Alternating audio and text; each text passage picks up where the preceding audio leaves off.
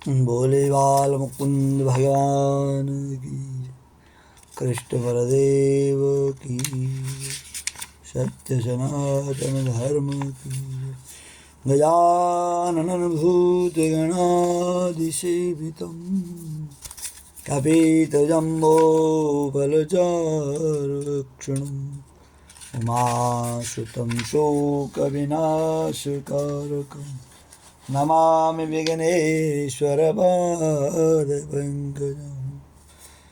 नीलाम्बुजश्यामलकोमलाङ्गं सीतासमारोपितवामभागं नमामो महाशायकचारुचापं नमामि रामं रघुवंशनाथं।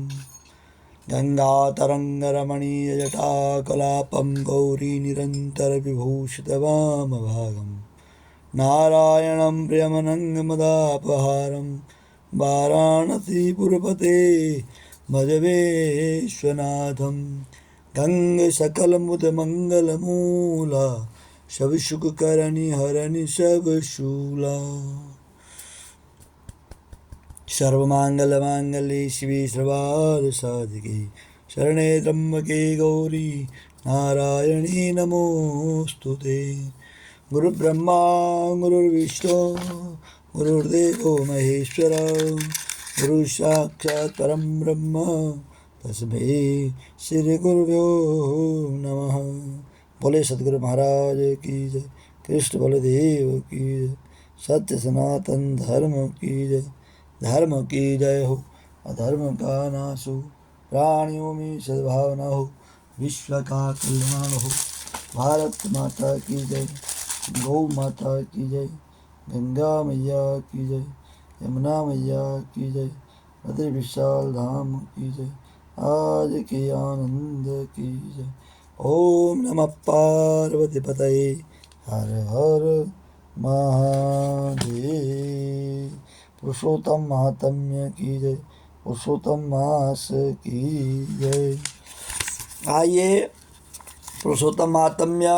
राजा ने कहा, हे मुनि श्रेष्ठ, पुरुषोत्तम मास में दीपदान का क्या फल है, सो आप कृपा करके मुझसे कहिए। वाल्मीकि ऋषि बड़े हर्ष के साथ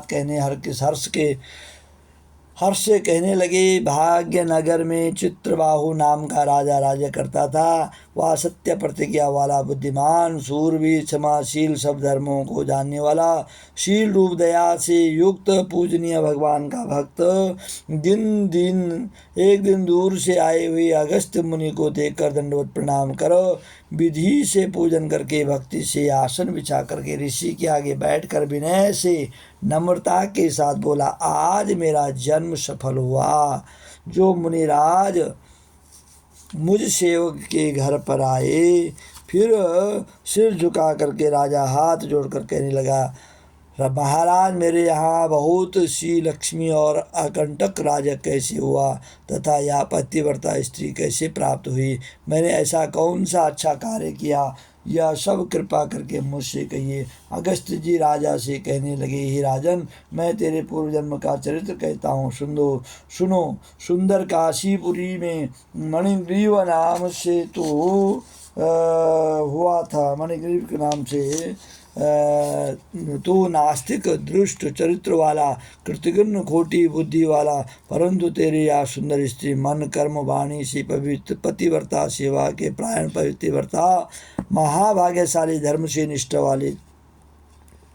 तू पाप कर्म करने वाला, जाति वाले तथा भाई बंधुओं का त्याग हुआ। क्रोधी राजा ने तेरा सब उत्तर धन छीन लिया, फिर जो कुछ बचा हुआ जाति के लोगों ने छीन लिया।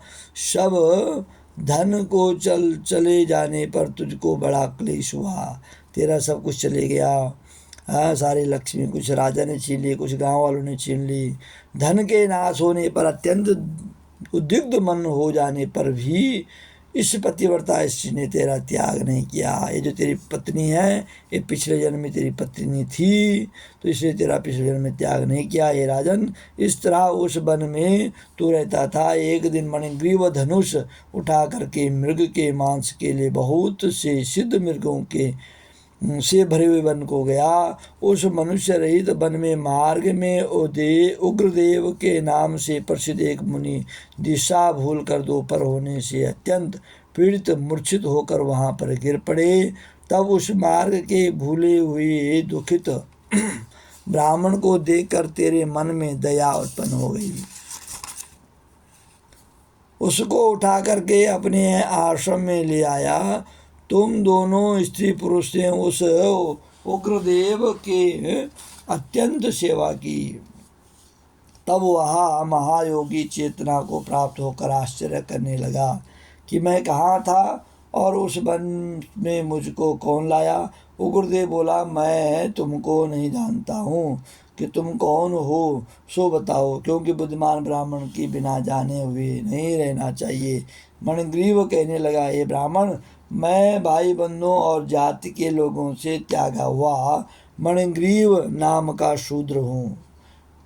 उग्रदेव ने शूद्र के वचनों को सुनकर अत्यंत प्रसन्नता से फलाहार कर जल पिया। तब मणिग्रीव ने मुनि श्रेष्ठ, मनुष्य रहित बिना जल के दृष्टि सिंह व्याघ्रादि जंतुओं से परिपूर्ण इस वन में आपको कहाँ जाना है। उग्रदेव जी बोले, मैं ब्राह्मण हूँ, प्रयाग जाने की इच्छा से इस अनजान वन से आ गया। तुमने मुझको जीवन दान दिया, अतः बताओ तुमको क्या प्रदान करूं।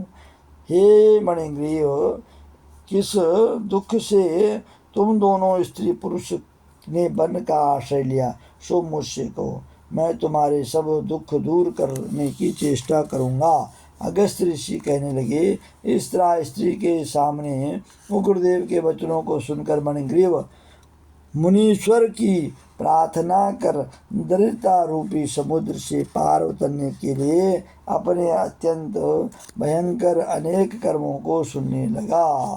तब उस मणिग्रीव ने ऋषि से अपने सारे कर्मों के बारे में सुना और आगे कथा कल सुनाएंगे।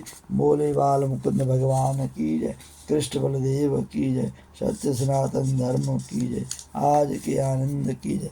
ओम नमः पार्वती, हर हर महादेव।